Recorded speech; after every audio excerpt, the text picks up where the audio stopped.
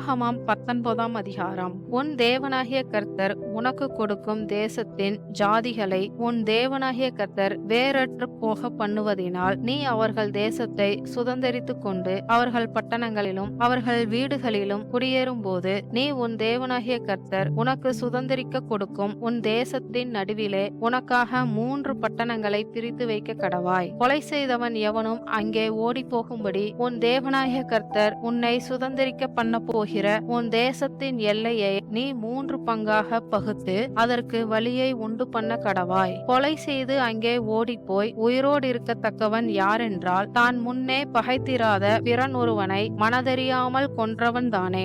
ஒருவன் விறகு வெட்ட மற்றொருவனோடு காட்டில் போய் மரத்தை வெட்ட தன் கையில் இருந்த கோடரியை ஓங்கும் போது இரும்பானது காம்பை விட்டு கலன்று மற்றவன் மேல் பட்டதினால் அவன் இறந்து போனால் இரத்த பலிகாரன் தன் மனம் எரிகையில் கொலை செய்தவனை வலி தூரமாய் இருக்கிறதினாலே பின்தொடர்ந்து பிடித்து அவனை கொன்று போடாதபடிக்கு இவன் அந்த பட்டணங்கள் ஒன்றில் ஓடி போய் உயிரோடே இருப்பானாக.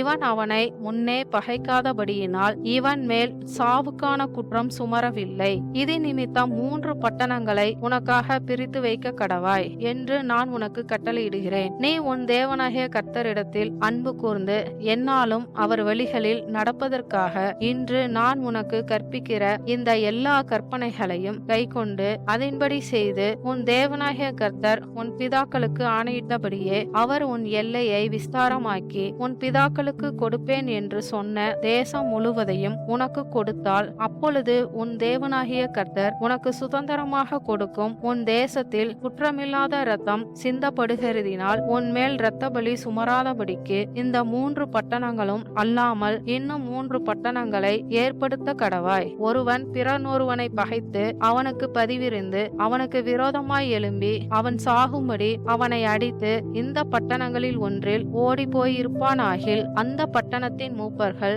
ஆள் அனுப்பி அங்கே இருந்து அவனை கொண்டு வரும்படி செய்து அவன் சாகும்படிக்கு அவனை இரத்த பலி வாங்குகிறவன் கையில் ஒப்பு கொடுக்க கடவர்கள். உன் கண் அவனுக்கு இறங்க வேண்டாம். குற்றமில்லாத இரத்த பலியை இஸ்ரவேலை விட்டு விலக்க கடவாய். அப்பொழுது நீ நன்றாயிருப்பாய். உன் தேவனாகிய கர்த்தர் உனக்கு சுதந்திரமாக கொடுக்கும் தேசத்தில் உன் கைவசமாயிருக்கும் காணியாட்சியிலே முன்னோர்கள் குறித்திருக்கிற பிறனுடைய எல்லையை ஒற்றி போடாயாக.